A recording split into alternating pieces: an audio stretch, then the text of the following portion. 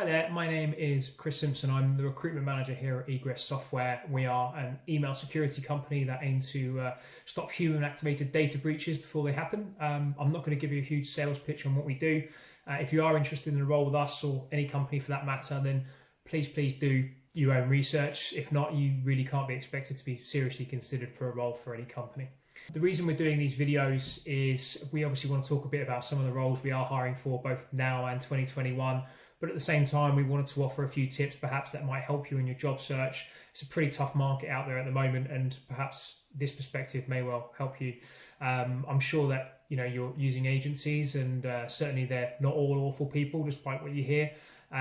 However, I've worked directly for software companies for 10 years, and I'm hoping that some of these tips may well give you a different slant on what we look for when we receive CVs to roles.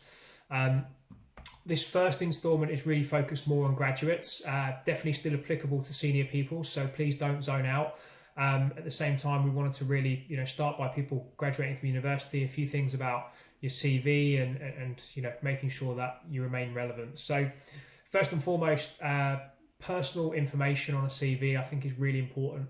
For companies like Egress, we're really culture-led. We want to get to know the people behind the CV. So we don't want people to come across as a robot. We want to know a bit about yourself, what you get up to outside of the office. So at the bottom of your CV, always have something that addresses, whether or not you're a particular sports fan, whether or not you're into your traveling, your music, what your favorite cheese is. I think it all helps us get to know you. And more importantly, the hiring manager directly wants to know the personality they may be bringing into their team. So it's important that you include a bit about yourself. Likewise, an intro to your CV is incredibly important. Companies will talk to you about cover letters, but in reality, if your CV isn't relevant, then they're never going to get around to reading your cover letter. So make sure you put some context around the role you're applying for, why you're relevant to that particular role, and why you want to build a career in that particular space.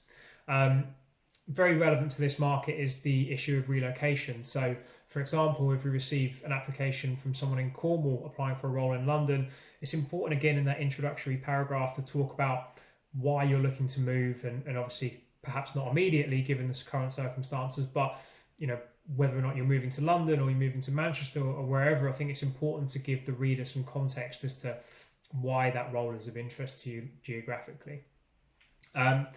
When you're a graduate, and in fact when you're a senior person, you do not need 4 or 5 pages on your CV. Once you've got a degree, no one cares about your GCSE results. And despite what they tell you, we really don't need to know every aspect of your Duke of Edinburgh award. It's important that all of the information in your CV is really relevant to the role you're applying for. So if you're applying for technical roles, then talk more about the technical communities you're involved in online. If you have some relevant placement experience or perhaps some work experience, then talk about that. But don't waffle on for 3 pages about your experience at Tesco's or in retail, because as much as it shows you're keen to work, it's not relevant to the roles you're applying for in software companies. Spelling mistakes is another big thing. Obviously, when we're receiving 200-300 applicants to a role, then we have to discriminate on something, and spelling mistakes is definitely one of them. Especially if in the CV you talk about your attention to detail, then make sure you get someone else other than yourself to have a read through your CV beforehand. A fresh set of eyes can really help in these circumstances. And then just finally, a little bugbear for us is when you do send a CV through to someone, make sure you name your CV with your name, or perhaps even with the company you're applying for in addition to that. Don't just call it my CV or sales CV. It can be difficult to differentiate between all the other CVs coming in. It just really helps the reader in a little bit more detail. None of these ideas or tips are particularly revolutionary. They're fairly straightforward and self-explanatory, but it's just really perspective of an internal function and what we deal with every day. So hopefully they will give you a bit of an edge. Obviously, any feedback is greatly appreciated. Now, going through to the roles we're hiring for at the moment, we've hired 83 people this year, which, given the year we've had, is fantastic. Just for agencies purposes, 81 of those have been direct, so it's very rare we tend to use agencies. So unfortunately, we're probably not going to be helping you in 2021. Our sales team are still rapidly expanding. Graduates, we're definitely interested in hearing from you here. No one goes to university to become a salesperson. I studied history, and obviously when finding out I didn't want to be a teacher or an archaeologist, found myself in sales.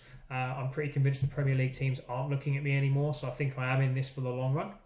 Our tech hub is in Sheffield, so most of our dev teams are up there. Same with platform engineering, DevOps, quality assurance, and everything in between.